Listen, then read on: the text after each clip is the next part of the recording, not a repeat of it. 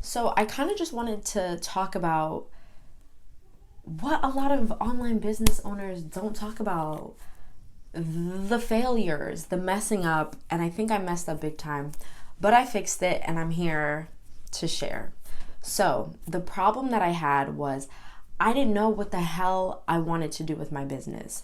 So I started my business in the kind of end of my senior year of college, so around like May of 2020. And I started the business because I just wanted to help small business owners with their social media. I was working at a real estate brokerage, and if you did not know anything about real estate brokerages, they're all about 60 or 70 years old. Okay, not all, but at this brokerage, that was the age group. And I was hired to help them with social media marketing. And then I realized, if Pop don't know what Instagram is, how am I supposed to help him? So that's when the idea clicked. I said they don't need someone to show them, they need someone to do it for them. So I created Toby Solutions kind of to help people who either don't have the time to learn or just don't have the time in general with digital marketing. So that was the beginning of my business, to help business owners. So the first, I would say, 5 or 6 months of starting this business, the pandemic happened. Well, I'd say the first like 3 weeks of starting the business, the pandemic happened. But I also found out that I was moving to France to fence. If you don't know, now you know. So I had to turn down my full-time job that I was offered and said, okay, I'm going to work on this business so that I can fence in France and still get this bag. So the first, I'd say 5 or 6 months of owning the business, I just realized that we're in a pandemic, business owners are broke, and I don't want to do this. So I switched over to influencer marketing, and I realized this is where the money is. The influencers have the bag. I like this. So from 2021 to literally 2 weeks ago, all of 2021, I just focused on influencer marketing. I didn't really know what I wanted to do. At first, I said I'm going to do media kits for influencers. Then I said I'm going to help business owners with, influencer campaigns. But that was an idea. I didn't really do it. And I didn't really think out the idea fully. But it was a small idea I wrote down in my notebook. And then I was an influencer manager. Did that for a couple of months. And I really liked working as an influencer manager. But the only thing is, my fencing schedule didn't really align with the demand for the work. So if you don't know about influencer marketing or being an influencer manager, it's a lot of email management. So I had to be in my email or the client's email every day. Not necessarily all day, but you have to have a quick response. And if I had a fencing camp for a week and we're training, let's say 5, 6, 7 hours, I'm not necessarily able to answer all of the emails. So I said, okay, I don't want to do this. So this is around, let's say, October of 2021. I already started a podcast on influencing. It's called the Influencer 411. And I restructured my website. I rebranded Toby Solutions as no longer working with small business owners, but as an influencer marketing company. And then I realized this is not what I wanted. So I'm going to show you kind of how I did the rebrand, how I clarified my business, and how you can as well. But honestly, if you are a person who has a million ideas and you work on an idea for a few months and then you realize this isn't what I want to do, or you tested it and you really like it, but it's not giving you the profits that you saw or the happiness or fulfillment that you saw, I got you. We are going to give you a business purge today. First step to your business purge is looking at your data. I know it's pretty boring and you're like, all right, let me go to the next step. But I'm telling you this right now. throughout the life of my business, I've always done data, whether it's for clients, whether it's for my own business, whether it's for a business idea that I had. I always looked at the data, and I'm telling you this right now, it's been a lifesaver, because I wouldn't get to this decision without looking at the data. I think it's one of the most important factors. So you can look at two types of data points. One is your social media content. The platforms that you're using, those data reports, as well as your financial data. So let's do the first one. For me, the social media data wasn't a huge turning point for me, because one, I wasn't really consistent with the type of with any kind of social media platform, if I want to be honest. But I started a podcast, and the data was okay, but I definitely felt like a lot of people, especially with the feedback, because that can be data as well. It's not, quantitative data, it's qualitative data. But I noticed that a lot of people didn't really resonate with the podcast. They liked me, they liked my voice, they kind of liked the content a little bit, but they couldn't really relate to it because I didn't have a large audience of influencers to begin with, right? So that was one of the things that I noticed. But the turning point for me was my financial data. So I use QuickBooks. I will put the link in the description, but I'm telling you, this was a lifesaver. So I used to have an Excel sheet, and every month I would look at my business statements, like my bank statements, and plug my purchases and categorize them manually, right? And my accountant was like, why are you in 2002? Get QuickBooks. It'll be a lot easier. And one of the things that I noticed is within QuickBooks, you can look at your profit and loss report. And I saw between or all of 2021, you can categorize where your income is coming from, right? So I didn't fully let go of my small business clients. If it was something like a word of mouth referral, I would of course take them, because guess what? Money is money, honey. But two, I have a few clients that are long-term clients, and we've been working with each other for a long time. I didn't see the need to get rid of them. So I'm looking at my data. Let me pull up the numbers for you. This is embarrassing. Okay, so 80. Wait, no. Okay, yeah, this is kind of embarrassing. 81% of my revenue from 2021 came from small businesses. So whether it was a one-off client or a recurring client that we've been working together for a very long time, 81% of those clients made up my 2021 income from my marketing company, Toby Solutions. So that was a huge turning point for me. Whether you like it or not, you can't put emotions into your business. It's about the data and it's about the money. You have to look at your data and say, damn, if 81% of 2021's revenue came from business owners that I've worked with, maybe this is a sign, okay? And then I would say a small chunk, it's not even the rest came from influencers. A small chunk also came from affiliate links that I referred, programs and softwares to my small business clients. So that was kind of crucial. So look at your data, and that will really kind of help you decide whether you should stick with what you're doing or change. Okay, the second thing I did was a PVP chart. Now, I read the book called The One-Page Marketing Plan by Alan Dibb, and a really crucial part of the book is the PVP chart. So basically, P is personal fulfillment, V is value to the market, and then the other P is profitability, right? So it doesn't matter if you're gonna do it with your target audiences, your offers. Let's say if you're super secure with your target audience, you kind of know what you want to do, but you don't know what you want to offer your possible clients. You can also do a PVP chart for this, or I don't know, it could just be anything. So let me look at my notes. I really just focused on business ideas, target audiences, or offers, right? So you make this chart, you can have, the 3 sections, and you say, okay, so for me, influencers, personal fulfillment, I would say is a 9, because I really like working with them. They're not on the older side. Majority of them are pretty young. It's fun. It's social media. You're dealing with a 18-year-old who has TikTok, and you can make a 4K deal. Like, it's exciting for me.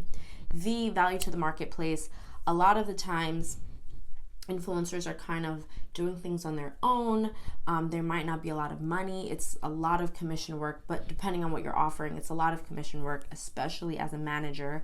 So let's just say that value to the marketplace, well, I guess that would be profitability. So profitability would be a 5 or a 3, because it wasn't that profitable. It was fun to do. That's the first P, but it wasn't that profitable. And then value to the marketplace, you can just say a 6 or a 7, because let's say you don't need, like, what I'm offering is not like what is that called? It's not a high ticket offer, because if the influencer wanted to, they could manage their own, inbox. But if they didn't really have the time, they would just outsource you. So, you would just do these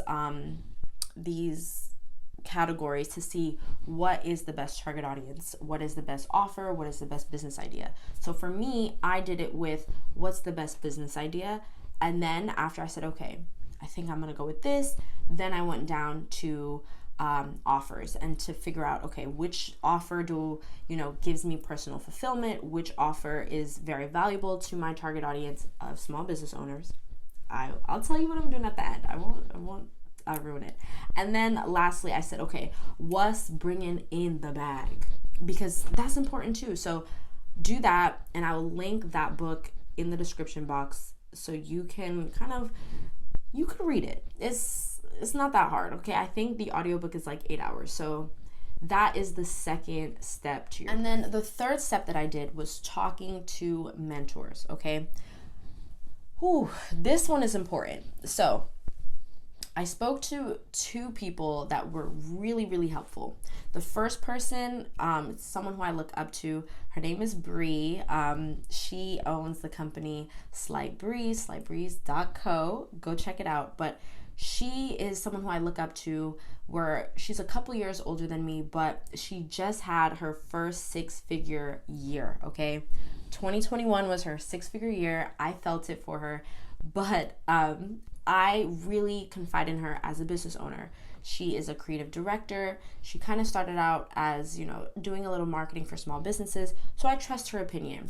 So she would ask me some really good questions like, is this what you see yourself doing? Like, do you see yourself working for influencers for a long time? Because you don't want to start a business because you're trying to make money today. You want to think of something long term. Can you do this for 10 years? Can you do this for 20 years? Can you do this for 30 years, right?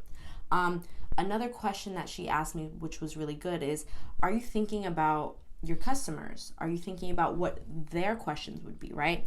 Because I would have an idea, or I would have an idea for an offer for these influencers, and she had a really good question like, okay, well, can't they just do this? That's not that valuable to the marketplace. So that's really, really important. Someone else who I spoke to, they have an advertising agency, and they've been in marketing for 30 years. So they definitely have a lot of expertise.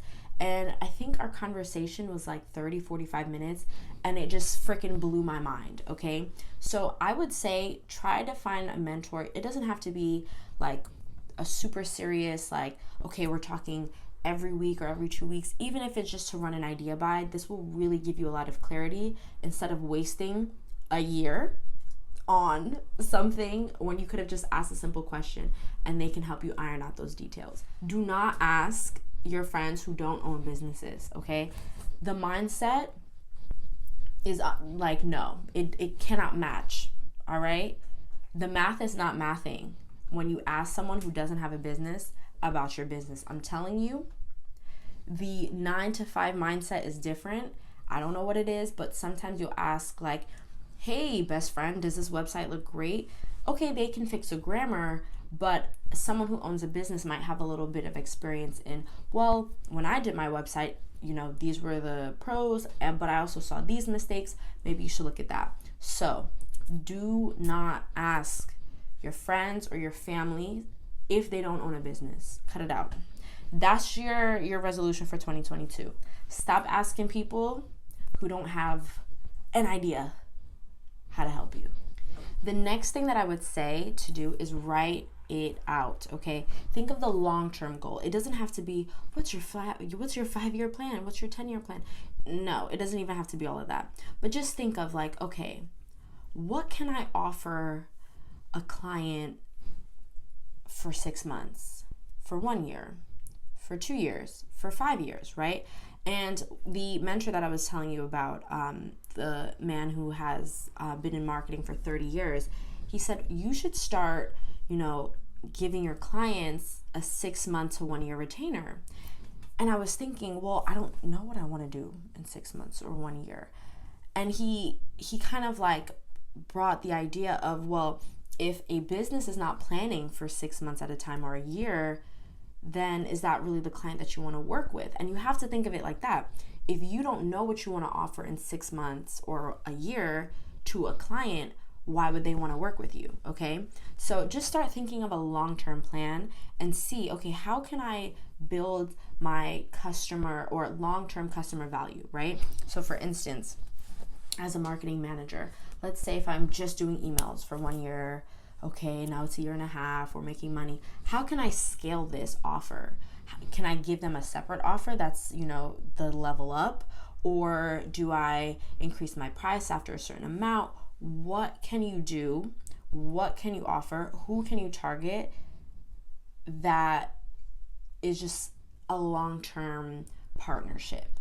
So that's the last thing that I would say for your purge. You have 4 steps. Go back, learn them or write them down, get your notebook and just jot those down, and I'll tell you what I came up with after these 4 steps. Okay, so here's what I came up with, right? So after I looked at my data and I said, well, 81% of my 2021 revenue came from small businesses. After I did the PVP chart and I said, yes, it may not fulfill me, the offers that I was doing before, but I can come up with offers that fulfill me more than what I was doing.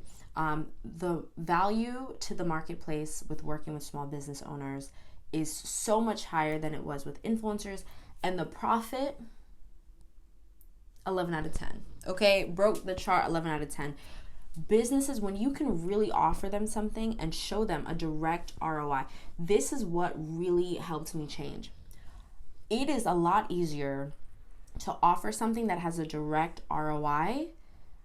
Like, it's just easier to prove your worth, right? So with, being an influencer manager, it's a lot of commission work. So the profits really aren't there. And it's hard to say, well, okay, work with me, but I don't want to work with commission. I want to do this, right? Yeah, you can show the brands that you work with, but it also depends on each brand's budget, So that's one thing. And also depends on the influencer. So they're not really getting a direct ROI, but it all depends on what you come up with. You could prove me wrong. But the offers that I thought of, it was easy, especially the second and third one, to say, okay, you give me this, you put out this for your marketing budget, and you can get this. I can prove it by looking at my portfolio. So I'm now working with small business owners. Oh, I forgot the third and fourth step for the purge. Third, speaking to mentors and people who have a lot of experience. They confirmed, yeah, this is definitely what you should be doing. And then the fourth one, it was just easy to see, okay, I can start off with this, I can do this, and I can do this, and I can have a 1 year retainer because it just is a smooth transition. Okay, so here we go. Drum roll. I am working with small business owners again. It just makes sense, okay? One, the thing that I saw, or the problem that I faced when I first started Toby Solutions, was a lot of businesses weren't ready for marketing. Why? Because they didn't really have a good, steady foundation. They were about spending money on ads. They were about putting their information on social media, doing email marketing, but they didn't have a strong foundation. How can you scale to 2x your let's say clients that you have or the products that you're selling, but you don't have a strong foundation, you'll crumble. So my first offer is helping small business owners build a great foundation so that they can scale, right? So some of those things would be, one, making sure that they have a clear brand identity. You can't just go around and saying, all right, guys, buy this, but you don't even know what you're selling. And that was me. I really had to understand, okay, what exactly are you selling? Who exactly is your target audience? Two is the marketing, helping them out with small, like basic level understanding of the different avenues that they can go down when it comes to marketing, especially free and organic marketing, because you don't want to just start off with paid advertisement yet, but you don't really know what your organic audience wants. The third one would be financial planning, because I told you the reports, it's not just going to help you with your, your sales goals. It's not just going to help your accountant, organize your taxes. It'll help you understand your business. It's very valuable. And then the fourth one would definitely be goal planning, because I think a lot of businesses, they have this idea of like, okay, I'm going to make 6 figures next year. Are you? How are you doing this? So that would be the first offer. The second offer would be giving my first clients, these small business coaching clients, the opportunity to do Facebook ads with me. So I took a course with Abu Fufana. I'm gonna put his stuff down below. Check him out. It was a great course, super in-depth. And I said, all right, I paid a pretty penny for this course. Why don't I, get some kind of return on this investment and offer Facebook ads to clients, right? So in order to do that, I'm obviously going to have to start from scratch and build a portfolio. Reach out to a few brands saying, hey, can we, do a little something? Give me, a chance to show you that I can really give you a return on your investment and see how it goes. And then the third thing, because the influencer marketing really had a place in my heart, I didn't want to let it go. So I spun it around, and instead of working directly with the influencers, I would work with businesses that have the right brand to have influencers, okay? I would not tell a CPA firm, hey, do you want to start doing influencer campaigns? No, they're a CPA firm. It doesn't really make sense.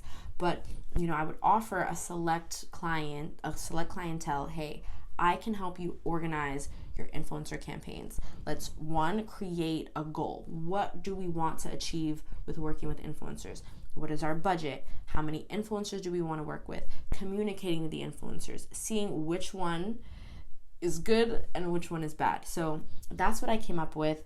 I ran it by my data. I ran it by my PVP chart. I showed some, mentors or people who have a little bit of experience.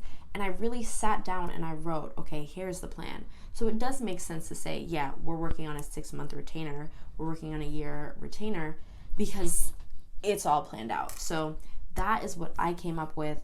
And let me know down below if you like those 3-tier steps, because it's a really long customer lifetime value. It provides long customer lifetime value. And then 2, let me know what you came up with. If you did the 4 steps, and what target audience are you working with? What kind of offers are you providing for them? And if you were a mess like me. So if you're still kind of confused, let's kind of go into things that will keep your mind at ease. Some things to keep in mind when you're changing and you're going crazy and you feel confused and you feel frustrated and you're like, my life is a mess. But it's not. A few things to keep in mind is it's okay to mess up, okay? Just look at me. I created a whole podcast, okay? Had guests on the freaking podcast, all right? Everybody was listening to the podcast. Well, an average of 32 listeners an episode, but it's still better than 0. Like, people knew me as, okay, she has an influencer marketing company. Now it's like, no, I don't anymore. It's okay. Knowing that you publicly announced something and you're now taking it back is completely fine. All right. The second thing is you have to understand that you're a one-man show, especially for maybe you have a partner, but you're not like a startup, a big startup where you have investors to back you up, you have 10 employees, 5 employees, 6 employees. Sometimes it's just you, sometimes it's you and a partner. It's okay. You are just growing at a different rate. You may not have the budget to do market research. Some people spend tens of thousands of dollars on market research to confirm this is what we're going to do. These are the things that we're going to offer because we know that the people like this. You may just doing trial and error, and that's okay. There's no need to feel ashamed about it because I'm changing, and that's just that on that. You are the type of business owner that keeps changing your mind, right? And I'm not talking about me where I'm like, okay, small businesses, 1 year, influencers, the next 50 years, because we're not changing again. Small business, that's okay. But if you have, let's say, an e-commerce business, 1 month is jewelry, the next month is clothes, the next month is back to jewelry, the next month is lashes, the next month is lip gloss, the next month is jewelry and lip gloss. This is too much, okay? And especially if you are starting to lose money, okay? Because at the end of the day, I did not completely leave my small business clients and say, all right, influencers fill my bank account. No, I was smart with it, and I allowed that 81% to be 81%, right? If you're losing money, take a step back, figure out how you can do this in a sustainable way, and I mean sustainable, not to the environment, to your pocket. Figure out how you can sustainably make money and figure out what you want to do. If you keep losing money, like for instance, you have to buy lip gloss, then you have to buy lashes, then you have to get rid of the lip gloss because you're now selling clothes, and you're just losing a whole bunch of money, stop what you're doing and get that 9 to 5, okay? I think either working at a company that is similar to what you want to do, like for me, let's say if no matter what I do, I can't get a small business client, and hypothetically speaking, I'm not fencing, right? I would say, you know what? Let me work at a small business marketing agency, see what they're doing, see how they operate, see the offers that work for them, that don't work for them, see what kind of clients they're getting, how they get clients, and then, not after a month, quit. Really figure out what the clarity is for you, as well as save your money, okay? Because if you're losing a lot of money, not only do you want to get back the money that you lost, but also you want to give yourself financial freedom to discover the business that you want to do. If it's, okay, you need to save up for 6 months of your living expenses, okay, work until you can get 6 months of an emergency fund, and then, start the business, okay? So my client, Black Tycoon Talk, he would be really proud of me because they're a financial firm. So we talk about emergency savings all the time, but you really don't want to lose a lot of money on a business because we're not doing a hobby, okay? We're trying to make money. This is serious. So don't lose money over your inconsistency or lack of clarity. It's really not that serious. Go get a job and come back. So I really hope that was helpful. And as you can see, I'm starting a YouTube channel now just to really help small business owners who are kind of starting out in the beginning, or people who want to become business owners but don't have a single clue on what to do. I got you. So I really hope you subscribe, like this video if you thought it was super helpful, and in the comments, let me know, are you struggling with your business idea? Do any of the 4 purge steps help you? And let's see if we can help each other out. Bye.